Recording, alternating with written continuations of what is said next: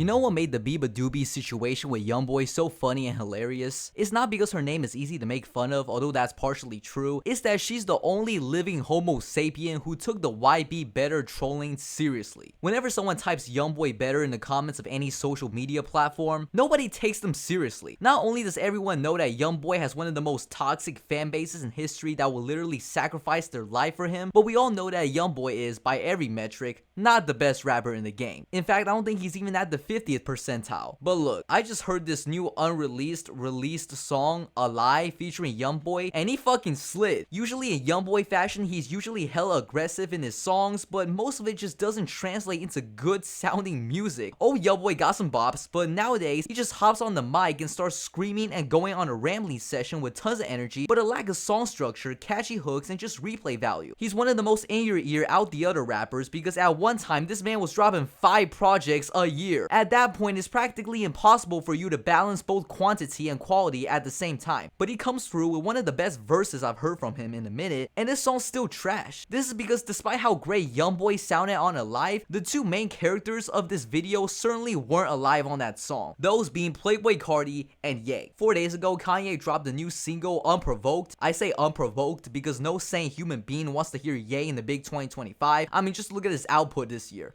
Fucking abysmal. But on Alive, Ye is featured on that song and he sounds listenable? Immediately I can tell that his verse is AI. In fact, I'm pretty sure that his new album, if he even drops an album, is gonna feature 100% fully AI vocals from Ye, but it's better than World War III and Cousins, if that's even considered a compliment. And then Carti immediately tweeted how Ye apparently stole this song from him. This was originally his song, but somehow Ye was able to access it and release it under his name. Yeah, you can tell from my voice that I'm confused. I think their beef stems from Ye getting cut from music, Carti wanting Northwest to give him a feature, and Ye being mad that Carti will want Northwest to give him a feature. I don't know, from a bystander point of view, it just sounds like Ye's being a sore loser, jealous of Carti's success. So I'm like, okay, I'm gonna go listen to Carti's version, it's probably gonna be better. What a terrible mistake I made. I can't believe what I'm about to say, but Ye's version is actually better than Carti's? It all boils down to this. Ye's version is fully AI, but Carti's version isn't even complete. I'm not surprised that it's still in the works considering that it's an unfinished song, but why would you want to release this? Maybe it's because Ye stole a song from him and he wants to prove to the public that Alive is his track, but the way I see it, Carti should have gave the song to Ye because Carti's verse on Alive can't even be considered a verse. It's merely white noise aesthetic. His verse is so trash it fused into the background. How the fuck is that possible? There's no flow whatsoever, his verse is shrouded in the beat, and even if it wasn't, his deep voice is so fucking bad. You know what? How about I play this song considering that it's not copyrighted? I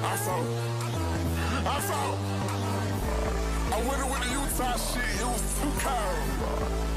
Fuck it. We in the ladder down. Yo.